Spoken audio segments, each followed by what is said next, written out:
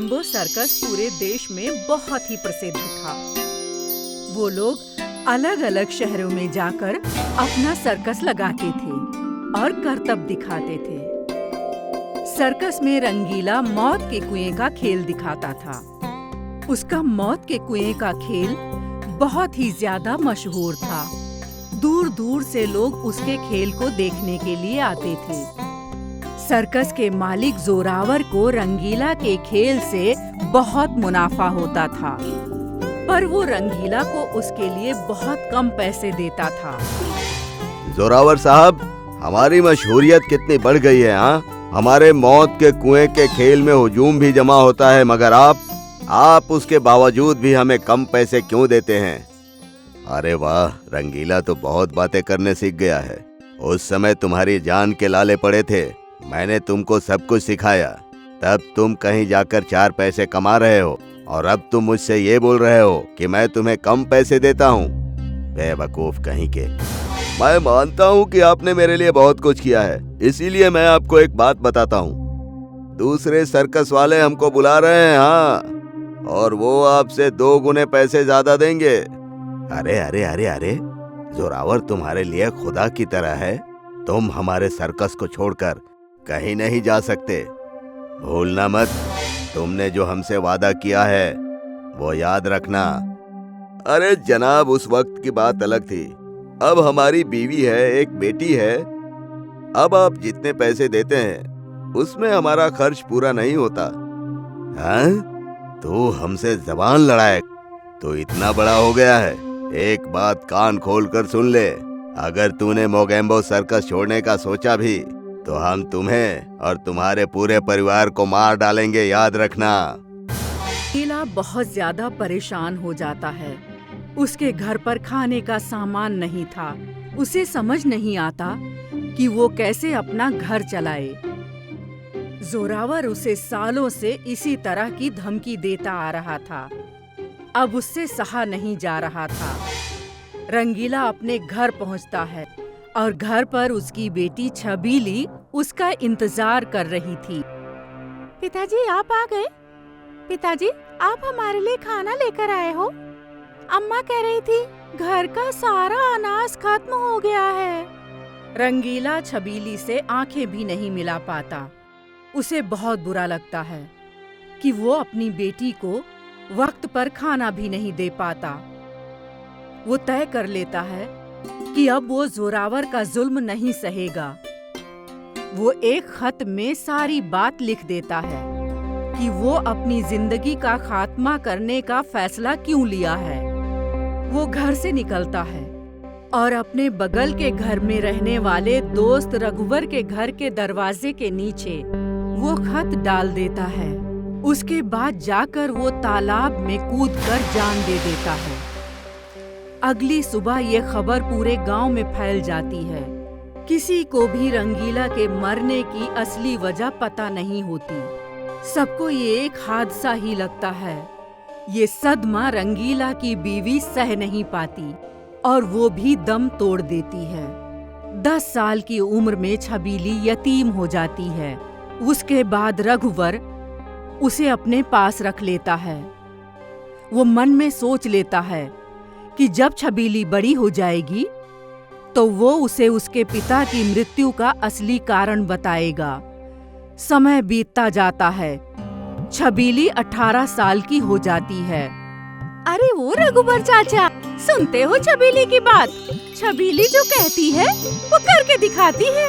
वो करके दिखाती है। 100 रुपए कमा कर लाऊंगी, तो कमा कर ले आई हूँ। अरे छबीली, तुमने इतने पैसे कैसे कमाए? छबीली जो कहती है वो करके दिखाती है। शहर में करतब दिखाने का एक खेल चल रहा था, वहीं पर मैंने रस्सी पर चलकर लोगों से 100 रुपए कमाए। लगता है अपने वालिद की तरह तुम्हारे अंदर भी करतब दिखाने का हुनर है। एक रात छबीली सो रही होती है। उसे सपने में अपने पिताजी दिखाई देते हैं। वो छबीली से अपने मरने का बदला लेने के लिए कहते हैं। सुबह उठकर छबीली अपने चाचा से ये बात बताती है। छबीली जो कहती है वो करके दिखाती है। चाचा, हमारे पिताजी का इंतकाल तो हादसे में हुआ था, फिर वो हमें बदला लेने के लिए क्यों कह रहे हैं? छबीली, मैंने तुमसे 8 सालों से एक राज छुपा कर रखा है। आज मैं तुम्हें वो बता देता हूँ। तुम्हारे वालिद की मौत एक हादसा नहीं थी, उन्हें ऐसा करने पर मजबूर किया गया था। छबीली जो कहती है वो करके दिखाती है। ये आप क्या कह रहे हैं चाचा? क्या हुआ था? मुझे पूरा वाकया बताइए। मैं उनके गुनहगारों को छोड़ूंगी नहीं। रघुवर छबीली को सारी बात बताता है। छबीली की आंखें आंसुओं से डबडबा जाती हैं। फिर वो आंसू पोंछते हुए कहती है, छबीली जो कहती है वो करके दिखाती है। जोरावर सेठ का मोगैम्बो सर्कस तो आज भी मशहूर है। उसने हमारे पिताजी को अपनी जान देने के लिए मजबूर किया है। उस जोरावर को छोड़ूंगी नहीं। हम अपने पिताजी के मरने का बदला लेकर ही रहेंगे। मगर छबीली, तुम ये सब कैसे करोगी? छबीली जो कहती है वो करके दिखाती है। अब वो सब आप मुझ पर छोड़ दीजिए चाचा। हमारे वालिदैन के मरने का बदला अब हम लेकर रहेंगे। आप हमें बस इतना बता दीजिए कि हमें मौत के कुएं का खेल कौन सिखा सकता है? अरे पीछे की गली में जो बूढ़ा कोतवाल रहता है ना, वो अपनी जवानी में मौत के कुएं में खेलता था। वो तुम्हें ये खेल सिखा देगा। छबीली दरोगा के पास जाकर मौत के कुएं का खेल बहुत अच्छे से सीख लेती है। उसके बाद वो अपने पिता के मौत का बदला लेने के लिए मोगैम्बो सर्कस में जोरावर से मिलने जाती है। अरे छबीली, तुम इतना अच्छा मौत के कुएं का खेल कहाँ से सीख कर आई हो? तुम हमारे सर्कस के लिए काम करो, हम तुम्हें बहुत अच्छे पैसे देंगे, समझ गई? और तुम बहुत जल्दी मशहूर हो जाओगी। छबीली जो कहती है उसे करके दिखाती है। जोरावर बाबू, हम आप ही के लिए मौत के कुएं का खेल सीख कर आए हैं। अब आपका मोगैम्बो सर्कस छबीली के मौत के कुएं के खेल के नाम से जाना जाएगा। छबीली मशहूर हो जाती है। लोग उसे बहुत पसंद करते हैं। जोरावर को भी छबीली पर भरोसा हो जाता है और छबीली जोरावर को बहुत पसंद होती है। एक दिन जोरावर छबीली को अपने घर खाने पर बुलाता है। छबीली को इसी का इंतजार था। वो जोरावर को मारने का पूरा इंतजाम कर लेती है। कल हम उस जोरावर को मारकर अपने पिताजी की मौत का बदला ले लेंगे।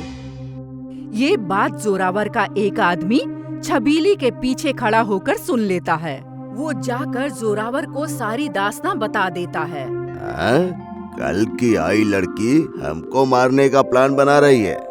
अब हम उसको बताते हैं हम क्या चीज हैं। जैसे ही छबीली जोरावर के घर पहुंचती है तो जोरावर उसे घर के अंदर ले जाकर उसका हाथ पैर और मुंह बांध देता है। छबीली कुछ समझ नहीं पाती।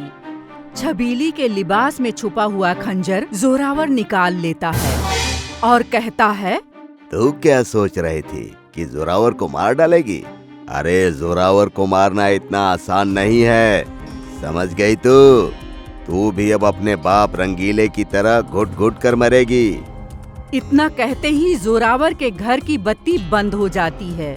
छबीली को उसके पिताजी उसके सामने खड़े दिखाई देते हैं और वो कहते हैं, छबीली, तुम मेरी मौत का बदला लेने के लिए यहाँ आई हो। इस जोरावर को मैं देख लूंगा। तुम किसी तरह यहाँ से भाग निकलो। रंगीला को छबीली पर हमेशा फख्र रहेगा। उसके बाद रंगीला की रूह जोरावर को मार डालती है। जोरावर के आदमी छबीली को पकड़ने की कोशिश करते हैं, पर रंगीला की रूह छबीली की मदद करती है और वो वहाँ से भाग जाती है। इसके बाद मोगैम्बो सर्कस में सबसे मशहूर छबीली की मौत का कुआं ही होता है। धीरे धीरे छबीली मोगैम्बो सर्कस की मालिक बन जाती है। फिर वो बहुत पैसा कमाती है। वो अपने सर्कस में काम करने वाले सारे लोगों को अच्छी तनख्वाह देती है ताकि उसके बापू के साथ जो हुआ वो और किसी के साथ ना हो।